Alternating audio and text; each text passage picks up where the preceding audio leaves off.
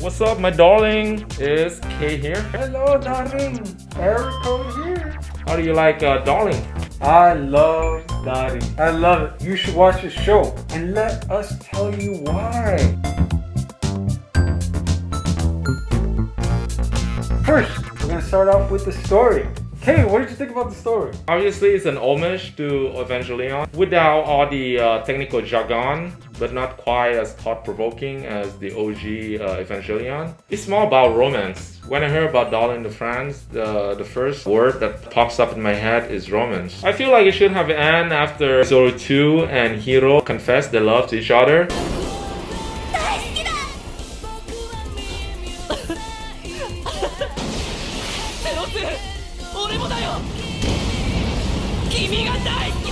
That should have been the end. But then again, it wouldn't like wrap up all the loose ends about the aliens and all that, the worms. So you're saying that the story has a theme of karma. Yeah. Can you elaborate on that? When Hiro and Zero 2, they pass away and somehow they reburn back into the end. That's kind of like reincarnation. Reincarnation, yeah. Did you like that or? I like it. It's a sweet ending, but it's just not as thought-provoking. It's not as deep in regard to that concept of reincarnation compared to Digital Devil Saga. Rend, slaughter, devour your enemies. There is no other way to survive. You cannot escape your hunger, warriors of purgatory. What do you think about the NTR content in the show when Fatoshi got his girl stolen? I felt that was a great character development. I felt bad for the guy because right before he's like, "Hey, Kokoro, do you promise me to be together forever?" Yes, I do. And literally, I think it was in the same episode. She's like, "I want to change partners." Dude, that's life, son. But I'm glad that he actually moved on from it and actually has a nice family of his own toward the end.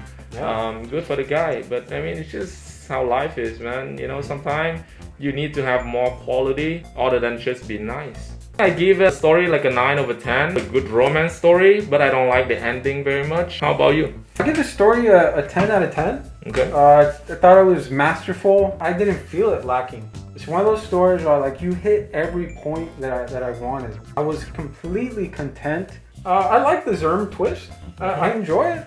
I thought the show was gonna end, a couple episodes back, and then Zerm comes out of nowhere. I was like, whoa. Did you feel the Evangelion vibe from the show? Kinda. Yeah, come on, man. Yeah. Alien, and there's some kind of like fusion with the Klaxosaur. Yeah. Come on. I was watching. I didn't really connect that together. But yeah, you can kind of juxtapose that. Because you were too busy looking at the 02 goods. Dude, 02 is all I want, man. Yeah. That's all I need. And check this. Something I really loved about it. For 5 episodes, you get action, you get really plot-driving stuff. And then on the 6th episode, I think there's a resolve, the mini boss is taken down. And then for about 3 or 4 episodes, let that adrenaline rush cool down and we learn more about the characters. We have a funny episode at the beach and we learn a little bit about the lore and the wider universe. It's just perfect pacing. I love it. And when we talk about pacing, I can also go back to the final episode where, most people tend to kind of give it a kind of a punch, But in all fairness, this show had about 3 climaxes. It's like one after the next. You can see why people get kind of like, on the last episode, they're like, wait, I thought the last episode was supposed to be the climax. But actually, the last episode is a resolution. And I thought you need a resolution. You had 3 climaxes right before, and that made me content. I felt completely content with the story.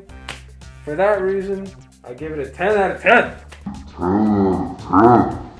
This one, throughout the first 10-15 episodes, I never heard anything about Worm. Yeah. Then suddenly, toward the end, it's just throw it in, info dump it in. It's like, what the hell? Now you reveal it of all times. Yeah. But that's a perfect example. I feel like there's plan to do 2 seasons of it, and then in the end, it's let's cut down to 1 season, and then they cram all the shit in. I actually enjoy that plot twist. Okay. Because I like when it catches me off guard. I don't like to see something coming. And I think that's the perfect example of a plot twist. In that case, I think you're gonna like School Days. Right, guys? Oh, yeah. Let's give it to me. Give it to me, please. I love it. Let's talk a little bit about the characters. Beside the golden couple of 02 and Hiro, it has all the interesting characters like Gobro and Bichigo. And also, it has one of my alternative ship of Kokoro and Misuru. Actually, Kokoro and Misuru remind me a lot of like Bulma and Vegeta relationship. Yeah. Mitsuru and Kokoro? Yeah. Yeah, kinda. Like 02 is by far like one of the best female characters of the past decade. Yes. She's like a perfect blend of Kaoru and Asuka. I feel like there's some kind of like mixing. She's like mix of Claxosaur and human, same as Kaoru. The way she said darling is just so. Is it because of the English? I think so. Instead of darling, she has something like darling. 素敵だったよ。ダーリン。Darin? You will lose his appeal if she spelled it correctly. Yeah, she said darling, and it's like, yeah, it's still cute, but doesn't have that extra moe. Yeah, and also that word it's not very typically used nowadays. It should have been babe. The current word is daddy. Oh! I hate that. Daddy. Oh, dude, I would have hated that. Yeah. Pronunciation and all, I would have hated that. That's What nasty. about papi? Oh, papi? Yeah! Say it in a Hispanic accent, that would be Oh, good. my papi. 02! Papi! 02! Papi! Yeah, give me that. I want that. Okay. Alright. So 02, she's also tomboyish instead of that fake, overly feminine behavior that a lot of female characters exhibit. みんなには木下さんがお勉強についてこれるようお手伝いをしてあげてほしいの。 She knows what she wants and she does not shirk away from confrontation. おい。甘いね。嫌いじゃないよ。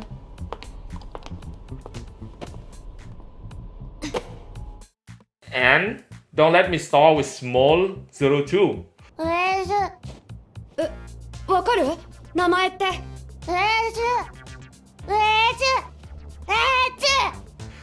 Oh, just thinking about it is. Oh. What is it? I think Hiro is also a good MC. He is way less wishy-washy compared to other MCs. He actually chased after 02, trying to take her back. But then again, who wouldn't?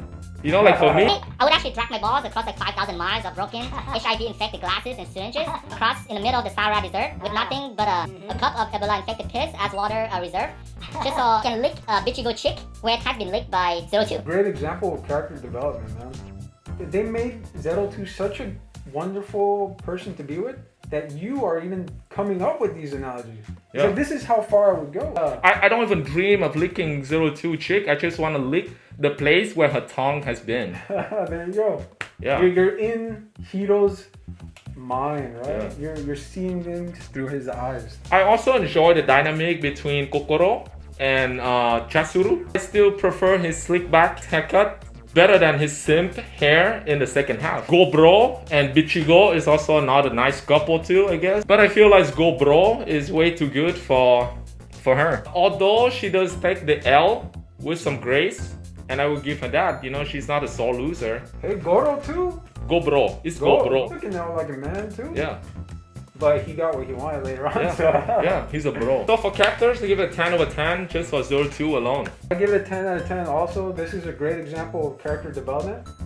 So Wait, I don't think we talk about the lesbian chick so far. Oh, yeah. There's even some, hey, no one is excluded. That's cool that they include all sexual orientations. Or maybe not all of them. There's no gay But- characters. Oh, yeah, you're right. Yeah. Yeah. Or maybe because Evangelion has Kaoru as the gay guy. So now they do the opposite with Darling the Friends and have a lesbian. There you go. Is that a connection? Yeah, hey, good connection. The character development was so great that like during some of those emotionally charged scenes, I felt it for them, you know?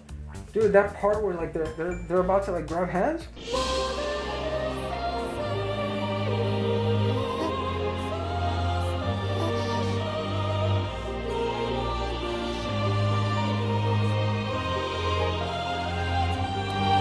And she's like kind of teary. And I was like, I felt it, man.